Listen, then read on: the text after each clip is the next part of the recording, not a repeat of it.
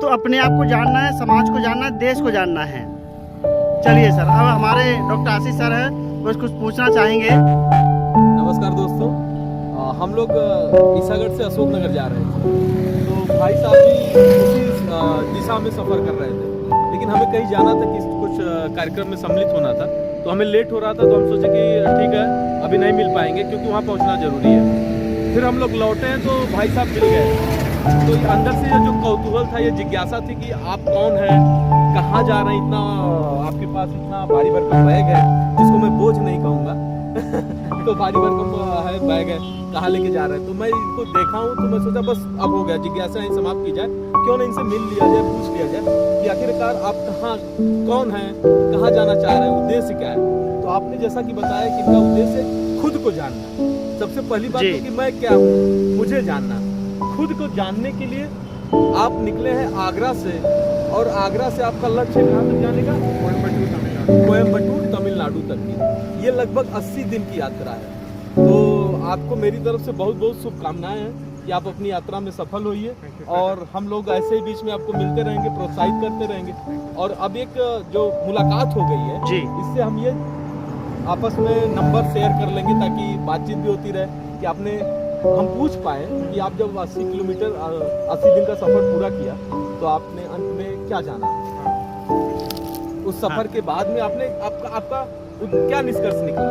उस निष्कर्ष को हम जानने के लिए हमें आपसे मिलना होगा, बातचीत करनी होगी, वो भले ही दूरभाष हो, फोन से हो, लेकिन किया जाएगा। तो ठीक है सर, आपका बहुत। चलिए मेरा एक क्वेश्चन और है। सर का एक क्वेश्चन है।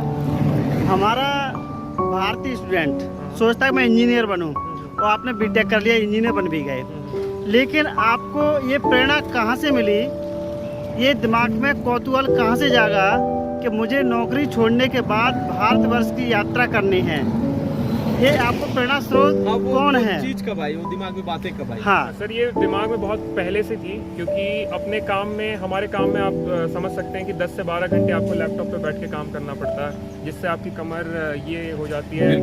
और मैंने जो देखा था उसका इम्पैक्ट ये होता है कि आपकी क्लैरिटी ऑफ थॉट नहीं रहता, फिर धीरे धीरे वो क्लैरिटी चली जाती है, आप बायस्ड वे में चीज़ों को सोचने लगते हैं। अब मनुष्य से इंसान मशीन की तरफ बढ़ने लगते हैं, मशीन की तरफ बढ़ने लगते हैं, और जो डायरेक्शन होता है वो मुझे सही नहीं लगता, क्योंकि हमारे सोसाइटी में क्या हो रहा है कि लोग जो भी कमा रहे हैं अपने यूथ में कोशिश करते हैं, पूरा टाइम दे देते हैं, एनर्जी दे देते हैं कमाने के लिए, और फिर जब वो अर्ली 30s में आ रहे हैं तो वो पैसा सारा डॉक्टर के पास चला जाता है, क्योंकि आपका सेहत खराब हो चुका है लैपटॉप पे बैठे बैठे।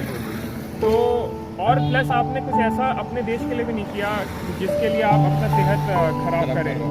तो इसीलिए मेरे दिमाग में था कि पहले खुद को संभालूं, और अगर खुद को मैं संभाल पाया तो फिर देश के लिए, अगर इतना जब ट्रैवल कर रहा हूं तो ऑब्वियस सी बात है कि इसका बाय प्रोडक्ट है कि मैं आसपास देखूंगा, लोगों से मिलूंगा, लोगों से बात करूंगा, लोगों की भलाई के लिए फिर ये उसी तरह के काम आगे कर पाऊंगा। जितना ज़्यादा अपने आप को जानेंगे और लोगों को जानेंगे, फिर उनकी मजबूरियों को जानेंगे, उनकी समस्याओं को जानेंगे, और उनसे दो चार होके फिर ये कुछ नया करने की कोशिश कर रहे हैं। दोस्तों, अनुज जी का कहना है कि मैं 80 दिन की यात्रा करने के बाद इस देश के लिए, समाज के लिए कुछ करना चाहता हूँ। जो मेरी नॉलेज है, मेरा ज्ञान है, खुद के काम तो आया है, परिवार के काम भी आया है, लेकिन देश के काम कैसे आए, ये सबको अपना हुनर दिखाना चाहते हैं। कि नौकरी करने के बाद हमारा जो व्यक्ति होता है, हमारा भारतीय स्टूडेंट होता है, वो नौकरी विदा रहता है, लेकिन नौकरी छोड़ने के बाद पैदल पैदल, और आगरा से लेकर के कोयम्बटूर तक पैदल पैदल जाएंगे। हमें तो इतनी हिम्मत नहीं कि हम 4 किलोमीटर पैदल चलें। बिल्कुल। तो अवरेज जी, एक बात बस मैं कहना चाहूँगा, जी। मेरा ये मानना है कि जो पढ़ाई लिखाई है वो बहुत ज़रूरी है, उससे आप एम्पावर्ड हो जाते हो, आपको मतलब एम्पावर्ड बेसिकली आप हो रहे हैं कि आप बहुत सारी चीज़ें कर सकते हो, लेकिन पढ़ाई से एक चीज़ होता है, आप मैं और मैं में रह जाते हैं। और ये जो यात्रा है और जो ध्यान है जो मैं कर रहा हूँ, उससे फ़ायदा ये होता है कि आप लोगों से क्या यूनियन में आ जाते हैं, आप इंक्लूसिव हो जाते हैं। तो जब आपके पास वो इंक्लूजन है और आपके पास वो नॉलेज है तो आप कुछ भी कर सकते हैं।